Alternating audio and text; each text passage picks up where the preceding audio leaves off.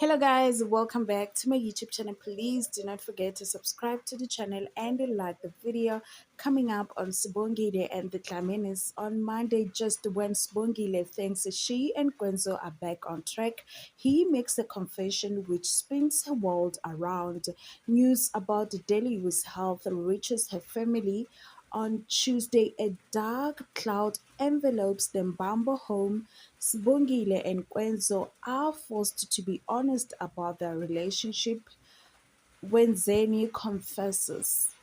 On Wednesday, the news about Delhi where hits everyone hard, and a drunken Khuzwayo makes everything ugly in his moment of pain. There is a standoff between Nomfundo and Peteni. Thank you guys for watching.